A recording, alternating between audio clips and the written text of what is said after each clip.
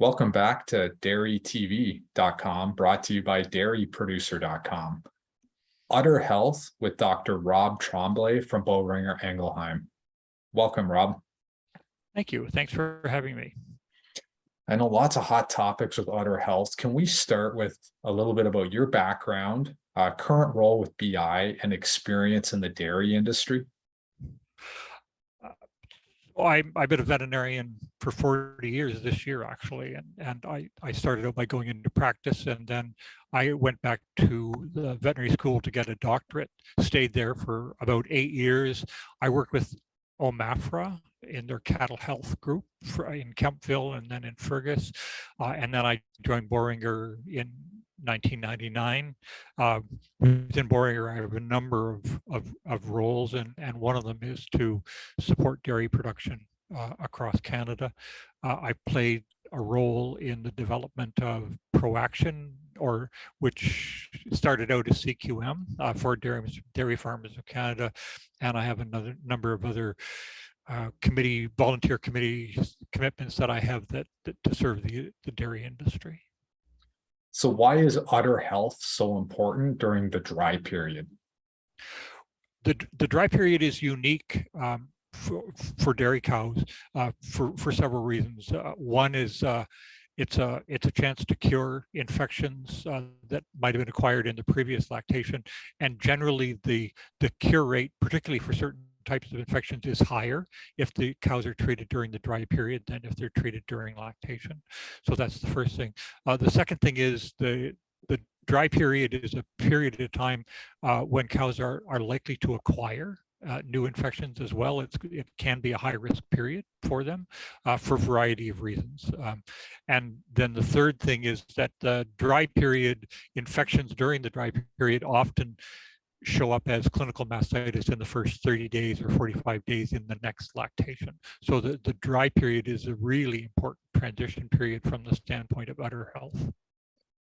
So what about strategies? Are there some different dry cow strategies available to producers? Sure. The National Mastitis Council has recommendations for the control of mastitis. They've been publishing it on a regular basis for a number of years, and they recommended that every quarter of every cow should be treated with an intramammary antimicrobial with or without a teat sealant. The last few years, they've been transitioning away from that stance to using more selective or targeted dry treatments. One of the issues or concerns about blanket dry treatment, and that's blanket would be treat every quarter of every cow, is that you're ending up treating a number of cows that really don't have mastitis at the time that they're dried off. And so is that a prudent use of antimicrobial in that sort of situation? So the trend has been towards some sort of strategy where you try to sort cows out to determine which ones are more likely to benefit from being cured of mastitis that they have at the time of dry off.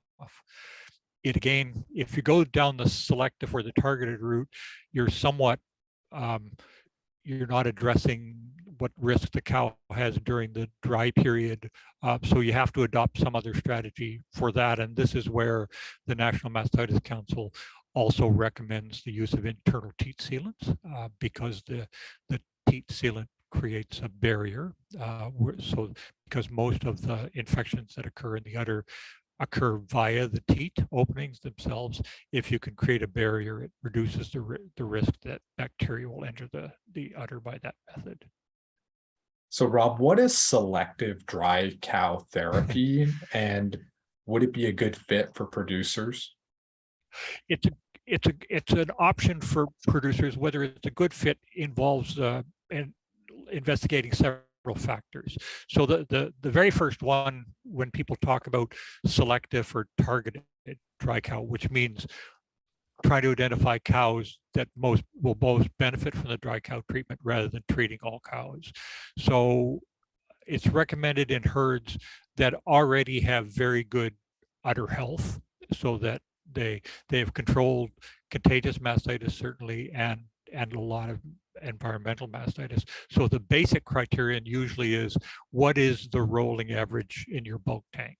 And the several jurisdictions in Europe and in the United States and Canada roughly recommend is if you're below 250,000 in your bulk tank that you might be a candidate for targeted or selective dry cow therapy. Considering that in Ontario, the average is below 200, there's quite a large number of herds that would be in that category of being below 250. So the basic table stakes then to consider selective is dry cow therapy is if you have a bulk tank somatic cell count below 250,000. And then if you're going to embark on implementing selective therapy, then you need to have some information about the individual cows in the herd in order to sort out which ones are likely to benefit from dry cow therapy, antimicrobial dry cow therapy, and which ones are less likely to benefit. So what are internal teat sealants and how can they help risk or reduce the risk of mastitis? Well, internal teat sealants are usually a bismuth-based oil carrier paste that is infused into the teat when you dry cows off, and it forms a physical barrier in the teat. Cows would normally, when you dry them off, produce a natural plug, a keratin plug it's called, in the teat that creates a barrier and protects the udder from being breached by bacteria in the environment. In some ways, the internal teat sealant is trying to mimic that.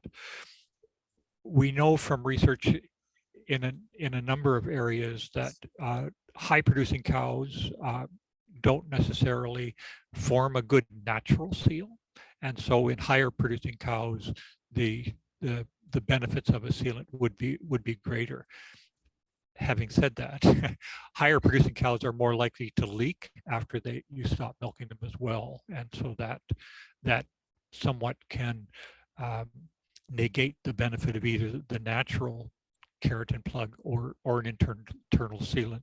So it's not just as simple as putting the sealant in. You have to also get the cow's milk production down so that it's not as likely to leak with the internal sealant being present also. Does it make sense to use an internal teat sealant even if you're using a blanket approach? That's the recommendation of the National Mastitis Council, yes. And I think I wasn't part of making that decision, but I suspect it was a consequence of the fact that there are many teats that don't form a natural keratin plug for a variety of reasons. And it can be quite high, 30% or so of teats that don't necessarily form a natural plug. So what you're trying to do with the internal sealant is mimic the natural sealant for a percentage of those cows that don't form a natural sealant. So if someone's thinking about adding a teat sealant to their dry cow protocol, is there any suggestions or recommendations you have? How you place it is going to be important. So if you select an internal sealant and you're going to choose one that you're comfortable that you can place it properly, because it is important to place it properly. So you need to do several things, whether you're using an internal an intramammary antibiotic or not.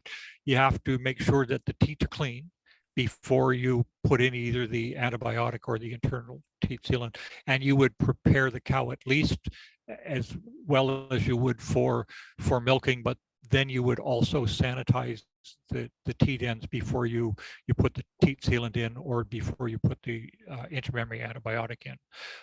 So it becomes quite important, the method of how you put them in, and then put the sealant or the antibiotic in, and then after you've infused either the antibiotic or the sealant, you need to make sure that you dip the udder properly, so that with an approved teat dip to provide as much protection as you can. And I think everyone can find information at mastitis.ca.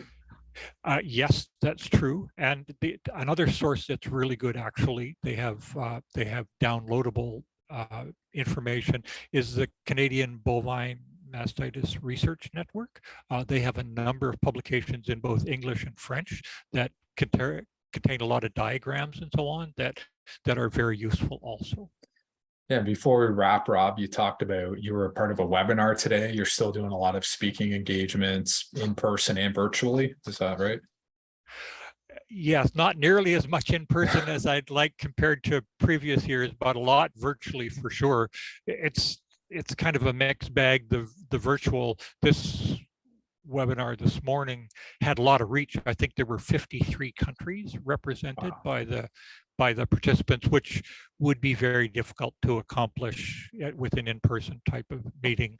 And it was well organized. We had 2/3 of the time was spent with presentations, and a third was pretty much filled with questions. And so it was quite an interactive session. Well, Dr. Rob Tremblay, thanks for making the time for us on Dairy TV. You're welcome. Thanks for letting me appear.